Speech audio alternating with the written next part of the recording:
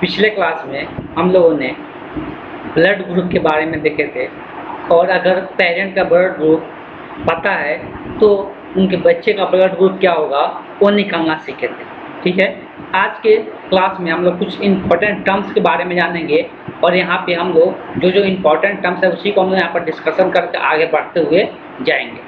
ठीक है, हम लोग एक टर्म आता है सहलगनता, इसको हम लोग लिंकेज कहते हैं, इंग्लिश में हम लोग लिंकेज कहते हैं तथा विनिमय के बारे में जानना है। अब सहलगनता होता क्या है उसके बारे में थोड़ा सा समझ लेते हैं। हम लोगों को पता है कि क्रोमोसोम होता है, जो गुणसूत्र होता है, तो गुणसूत्र क्या होता है, जोड़ा में रहता है। गुणसूत्र जो होता है जोड़ा में रहता है। तो अगर कोई गुणसूत्र है, अगर वो जोड़ा में रहता है तो ये जो जोड़ा में रहता है तो इस पे जो एलील होता है, जो जीन होता है, जो एलील होता है, एलील मतलब जोड़ा में एलील, दो एलील होता है ना, तो मान लो कि अगर लंबाई के लिए तो कैपिटल टी होता है, तो ये जो जोड़ा में रहता है ये अलग अलग गुणसूत्र पर उपस्थित रहता है और जब इसका विभाजन होता है, ये जब बढ़ता है तो टी भी क्या हो जाता है, बढ़ जाता है। तो इस प्रकार से हम लोग देखे थे मेंडल का एक्सपेरिमेंट में कि जब अगर टी है तो निषेचन की घटना के समय ये क्या होता है, अलग अलग बढ़ जाता है। लेकिन कुछ एलील ऐसा होता है जो जोड़ा में रहता है लेकिन वो एक ही गुणसूत्र के ऊपर रहेगा। वो क्या रहेगा, एक ही गुणसूत्र के ऊपर रहेगा, एक ही गुणसूत्र के ऊपर दोनों एलील रहेगा। तो इस केस में क्या होता है कि ये बिना अलग हुए ये क्या होता है, ये आगे स्थानांतरित हो जाता है, नेक्स्ट जनरेशन में क्या हो जाता है, स्थानांतरित हो जाता है। जब इस प्रकार की घटना होता है तो उसी को हम लोग क्या कहते हैं, सहलगनता कहते हैं। उसी को क्या कहते हैं, सहलगनता कहते हैं। तो बिना पृथक हुए, बिना अलग हुए ऐसे ही क्या होता है, नेक्स्ट जनरेशन में चला जाता है, तो उसी को हम लोग क्या कहते हैं, सहलगनता कहते हैं। याद रहेगा कि अभी तक हम लोग पढ़ रहे थे कि अगर कैपिटल टी है तो निषेचन घटना के समय ये क्या हो जाता है, बढ़ जाता है, पृथक हो जाता है।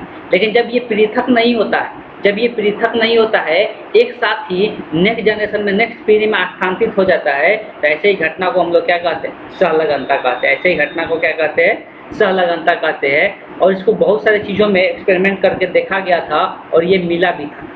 ठीक है, तो अगर हम लोग सहलगनता का बात करेंगे तो जैसे कि यहाँ पर एक चीज़ें देखा गया था, कौन सा साइंटिस्ट के द्वारा, डब्ल्यू वेटेंसन के द्वारा, NRC पेनेट के द्वारा देखा गया था। क्या देखा गया था, तो इन्होंने पौधे का दो पृथक पौधा लिए थे, एक पौधे का कलर लिए थे, जैसे कि यहाँ पर दो विपरीत गुण लिया गया था।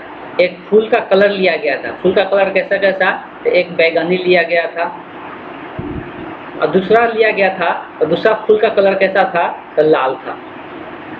ठीक है, और एक और विपरीत गुण लिया गया था, जो परागकण होता है ना, तो लंबे परागकण लिया गया था। एक तरफ क्या लिया गया था, लंबे परागकण लिया गया था, परागकण, तो लंबे परागकण लिया गया था। एक तरफ क्या लिया गया था, एक तरफ छोटे, एक तरफ गोले, एक लंबे मतलब लंबा टाइप का होगा, एक तरफ गोला टाइप का होता है, गोल परागकण लिया गया था।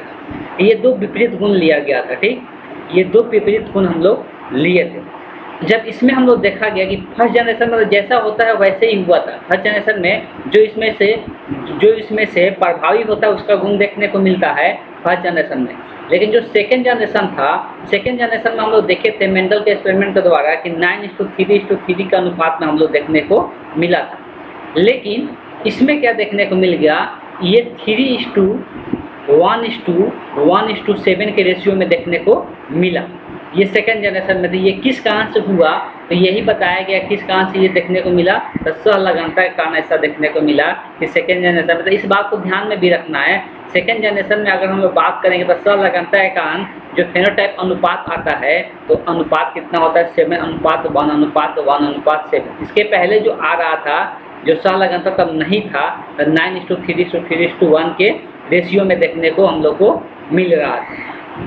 ठीक है, तो ये कारण हम लोग को देखने को मिला, कुछ अलग अनुपात देखने को मिला सहलगनता का। सहलगनता का मतलब समझ गए, जब क्या होता है, जब जीन जो होता है, जो उसका एलील होता है, वो बिना पृथक हुए एक जनरेशन से, एक पीढ़ी से दूसरी पीढ़ी में स्थानांतरित हो जाता है, तो उसी को हम लोग क्या कहते हैं, उसी घटना को सहलगनता के नाम से जानते हैं।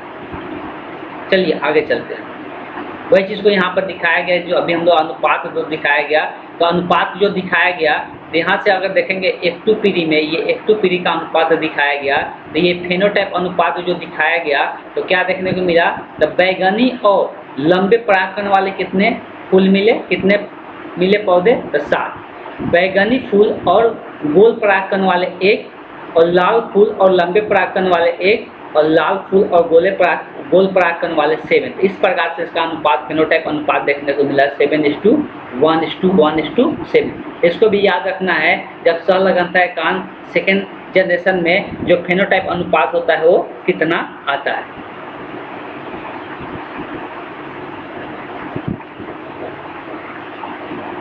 आगे अगर हम लोग चर्चा करेंगे सहलगनता एक और चीज़ों में देखा जाता है, तो एक और चीज़ में क्या चीज़ में देखा जा रहा था, यहाँ पर हम लोग देख सकते हैं कि कहाँ पे दिया हुआ था, ड्रेसोफिला। जो ड्रेसोफिला जो होता है उसमें उसके आँख का कलर में हम लोग को देखने को मिला था। ड्रेसोफिला में भी सहलगनता हम लोग को उसके आँख के कलर में देखने को मिलता है। सहलगनता उसके आँख के कलर में भी हम लोग को देखने को मिलता है ड्रेसोफिला में।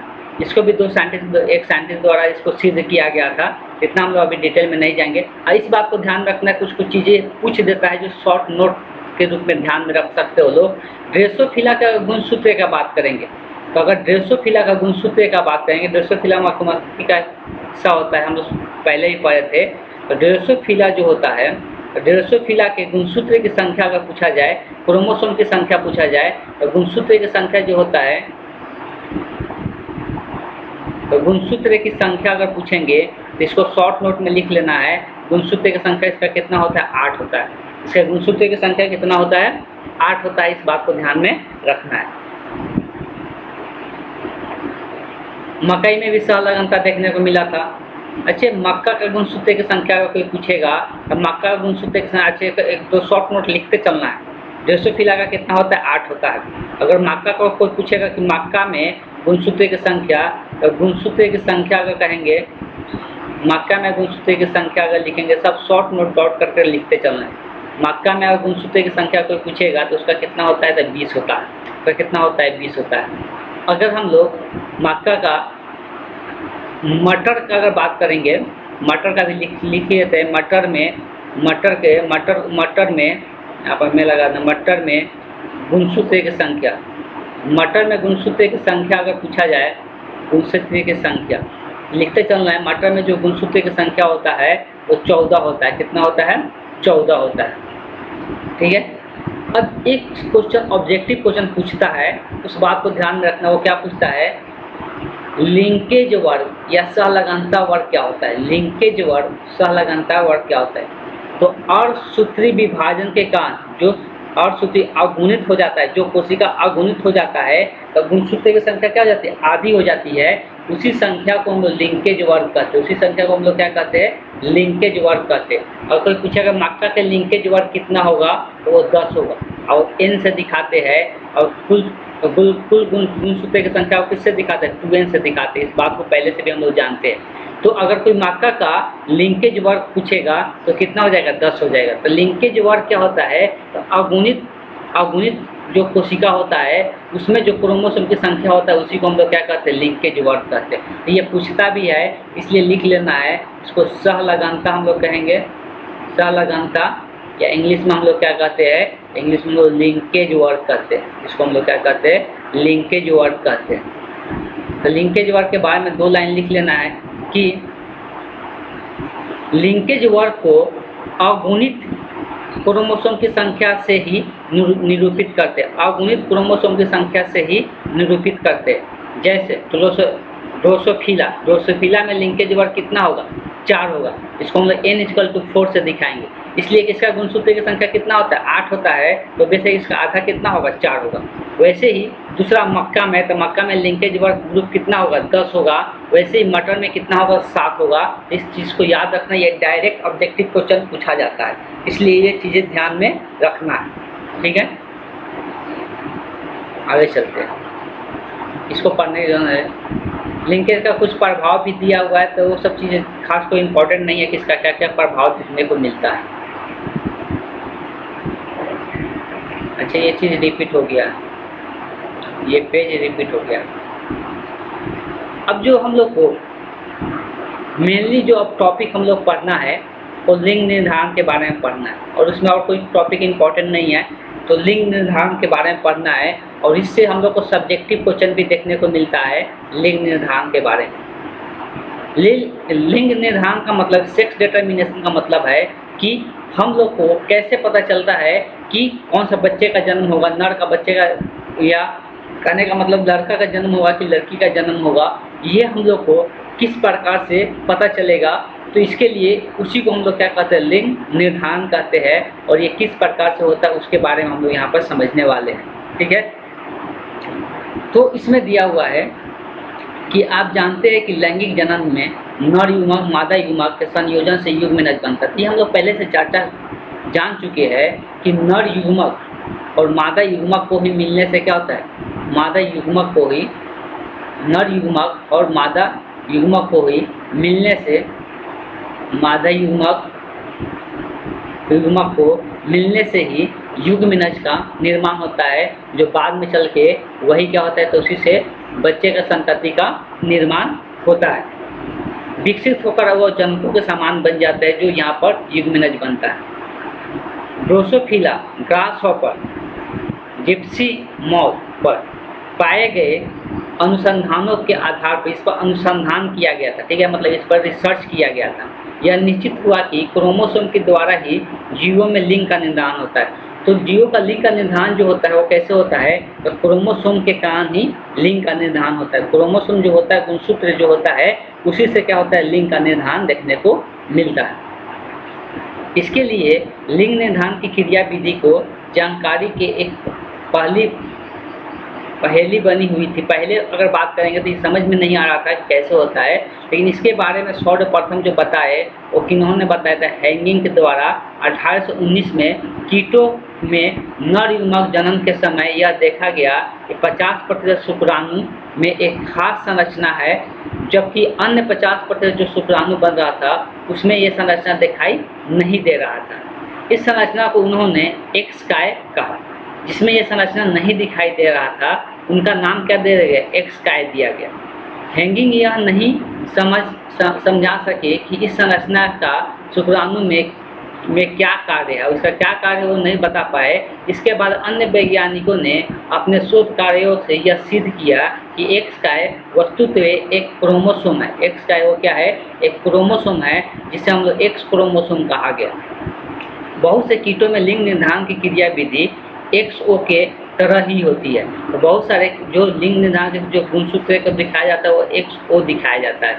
इसमें सभी अंडों में अन्य क्रोमोसोम के अलावा एक अतिरिक्त X क्रोमोसोम पाया जाता है, जबकि कुछ शुक्राणुओं में यह अतिरिक्त X क्रोमोसोम पाया जाता है और कुछ में नहीं पाया जाता है। परिणाम स्वरूप वैसे शुक्राणु जिसमें X क्रोमोसोम रहते हैं उनके निषेचन से जो कीट बनते हैं वे मादा बनते हैं, जबकि X क्रोमोसोम रहित जो शुक्राणु होते हैं उनके निषेचन से जो कीट बनते हैं वो X क्रोमोसोम की भूमिका इन कीटों के लिंग निर्धारण में होती है। वैसे देखो, अगर मान लो कि क्रोमोसोम की उपस्थिति, अगर कीट का देखेंगे तो कीट में एक क्रोमोसोम रहता ही नहीं है, एक जोड़ा में रहता है ना, तो इसमें XO रहता है।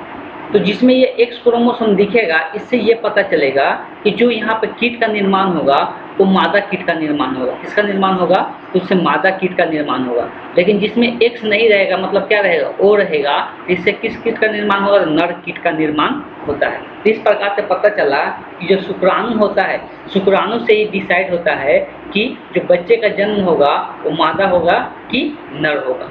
ये शुक्राणु से ही क्या होता है, डिसाइड होता है। ठीक है, इस बात को ध्यान में रखना है।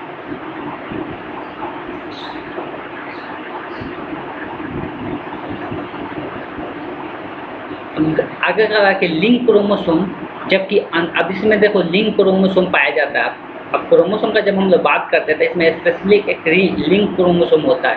अन्य क्रोमोसोम जो जीवों के लिंग को छोड़कर बाकी सभी गुणों को निर्धारित करते हैं उसको हम लोग अलैंगिक क्रोमोसोम कहते हैं, या ऑटोसोम हम उसको कहते हैं, अलैंगिक क्रोमोसोम कहते हैं। तो देखो दो प्रकार का क्रोमोसोम हो गया, एक तो लिंग क्रोमोसोम या लिंग गुणसूत्र जिसको कहते हैं, लिंग क्रोमोसोम। लिंग क्रोमोसोम होता है, एक अलिंग क्रोमोसोम होता है, एक अलिंग क्रोमोसोम होता है। अलिंक क्रोमोसोम होता है। तो ये दो प्रकार के गुणसूत्र पाया जाता है। और ये किसमें पाया जाता है? तो ये लिंक और अलिंक क्रोमोसोम जो पाया जाता है हमेशा ये किसमें होता है? तो जो युग्मक होता है, जो युग्मक का निर्माण होता है उसी में ऐसा देखने को मिलता है, उसी में ऐसा देखने को मिलता है। तो ये लिंक क्रोमोसोम सिर्फ लिंक वाले गुणसूत्र में ही पाया जाता है। लिंक क्रोमोसोम सिर्फ लिंक गुणसूत्र में ही पाया जाता है, मतलब जिससे बच्चे का निर्माण होता है उस अंग में क्या होता है? लिंक क्रोमोसोम पाया जाता है। अगर हम लोग मानव का बात करेंगे तो मानव को ध्यान समझना है। तो हम लोग मानव को अगर बात करेंगे तो मान लो कि इधर फादर को दिखाया गया, इधर मदर को दिखाया गया, इधर है पिता, इधर है माता। ठीक है। अगर हम लोग बात करेंगे तो इंसानों में जो गुणसूत्र होता है, अभी हम लोग बात करेंगे इंसानों में जो गुणसूत्र होता है कितना होता है? 46 होता है।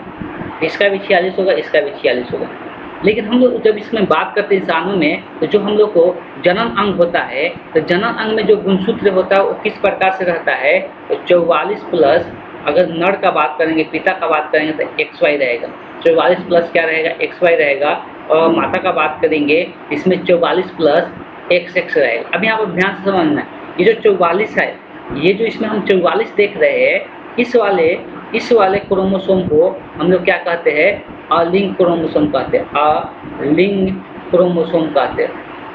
इसको हम लोग क्या कहते हैं? अलिंक क्रोमोसोम कहते हैं। लेकिन जो ये XY वाले जो क्रोमोसोम है, इसको हम लोग क्या कहते हैं? इसको हम लोग लिंक क्रोमोसोम कहते हैं। इसको हम लोग लिंक क्रोमोसोम कहते हैं। उसी प्रकार से मादा में भी सेम है कि इसको हम लोग क्या कहेंगे? इसको हम लोग अलिंक क्रोमोसोम कहेंगे। और ये वाला जो होगा इसको हम लोग क्या कहेंगे? लिंक क्रोमोसोम कहेंगे।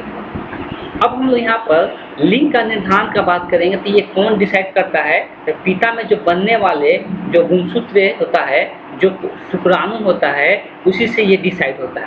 अब देखो हम लोग पता है जो युग्मक बनता है, युग्मक शुक्राणु बनता है और मादा में युग्मक क्या बनता है? अंडाणु बनता है। ठीक है। तो जब शुक्राणु अंडाणु का निर्माण होता है तो ये क्या होता है? इसका अर्धसूत्रीय विभाजन होता है। 44 प्लस XY, तो ये कैसे बढ़ता है? तो 44 में से 22 निकलेगा और एक X निकलेगा, तो 22 प्लस क्या हो जाएगा? X हो जाएगा। और ये 22 प्लस क्या हो जाएगा? Y हो जाएगा। तो इस प्रकार से युग्मक का निर्माण होता है। तो ये नर युग्मक का निर्माण होगा। वैसे ही मादा युग्मक का निर्माण होगा। 44 में से 22 निकलेगा, तो ये तो नॉर्मल हो गया अलिंक क्रोमोसोम, और ये X जो है वो लिंक क्रोमोसोम है। वैसे इधर भी बनेगा, 22 प्लस X हो जाएगा। अब देखो, अब डिसाइड करता है कि जो नर का शुक्राणु है, जो पिता का शुक्राणु है, वो कौन सा शुक्राणु जाके अंडाणु से मिल रहा है। अगर ये वाला शुक्राणु X वाला जाके मिलेगा, अगर ये वाला शुक्राणु जाके मिलेगा, तब किसका निर्माण होगा? तब लड़की का निर्माण होगा। लेकिन अगर ये Y वाला शुक्राणु जाकर मिला अंडाणु के साथ, अगर ये Y वाला शुक्राणु जाके मिला अंडाणु के साथ, तब किसका निर्माण होगा? लड़के का निर्माण होगा। तो यहाँ से डायग्राम से देख सकते हैं कि जब ये वाला शुक्राणु जाके इस वाले अंडाणु से मिल रहा है, उस केस में क्या होगा? X वाले जब जो शुक्राणु है वो X वाले शुक्राणु जाके मिला तो गर्ल्स का निर्माण हुआ। अगर यहाँ पे देख सकते हैं कि ये Y वाला गुणसूत्र, ये जो Y वाला शुक्राणु है, अगर वो जाके मिला इससे, तब जाके जो किसका निर्माण होगा? लड़के का निर्माण होगा। और इस केस में यहाँ पर देख सकते हैं फिर से ये X वाले, यहाँ पर X वाला ही जाके मिलेगा तो किसका? लड़की का निर्माण होगा। तो इस बात को ध्यान में रखना है, जब भी Y वाला शुक्राणु जो होगा अगर वो अंडाणु के साथ मिल रहा है तो उस केस में किसका निर्माण होगा? तो लड़के का निर्माण होगा। नहीं तो बाकी केस में क्या होगा? लड़की का निर्माण होगा। इस प्रकार से अगर क्वेश्चन आता है तो इसको डायग्राम वाइज दिखाना जरूरी हो जाता है, जिससे नंबर आसानी से मिलेगा। ठीक है। इस प्रकार का हम लोग इस बात को ध्यान रखना, दो प्रकार के जो गुणसूत्र होता है, एक होता है लिंग गुणसूत्र, एक होता है अलिंग गुणसूत्र। लिंग गुणसूत्र किसको होता है? XY वाला को लिंग गुणसूत्र, अगर नर का बात करेंगे, मादा का बात करेंगे तो XX वाला को लिंग गुणसूत्र हम लोग कहते हैं। तो देख सकते हैं ये 50-50% चांस रहता है। लड़का भी 2, यहाँ पर 4 में से लड़की भी 2, तो दोनों का चांसेस कितना रहता है? तो लड़की होने का भी 50% चांसेस रहता है, लड़का होने का भी चांसेस 50% ही रहता है।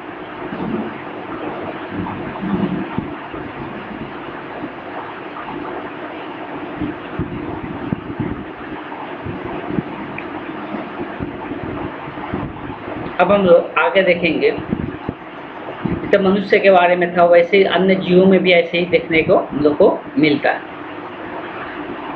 अब लिंग सहलग्न वंशागति, हम लोग आगे जो टॉपिक है वो लिंग सहलगन वंशागति देखने वाले हैं, जिसके कारण बहुत सारे गुण हम लोग को देखने को मिलता है कि या तो पिता का जो गुण आता है या तो माता का गुण हम लोग को देखने को मिलता है।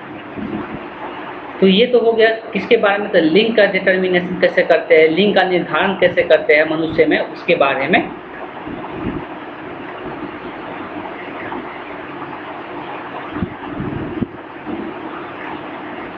अब जो लिंग सहलगनता के बारे में पढ़ना है, तो लिंग सहलगनता हम लोग क्या करते हैं, आज के क्लास में हम लोग इतना ध्यान देते हैं। इसके बाद हम लोग नेक्स्ट क्लास में लिंग सहलगनता के बारे में पढ़ेंगे, जिससे अलग अलग बीमारियों के बारे में भी पढ़ेंगे। कैसे वंशागत जो बीमारी होता है, जेनेटिक जो बीमारी होता है, कैसे हस्तांतरित होगा पिता से या माता से, क्या होता है उनके बच्चे में हस्तांतरित हो जाता है, तो उसके बारे में हम लोग चर्चा करेंगे नेक्स्ट क्लास में। तो आज के लिए हम लोग नहीं पर रहने देते हैं।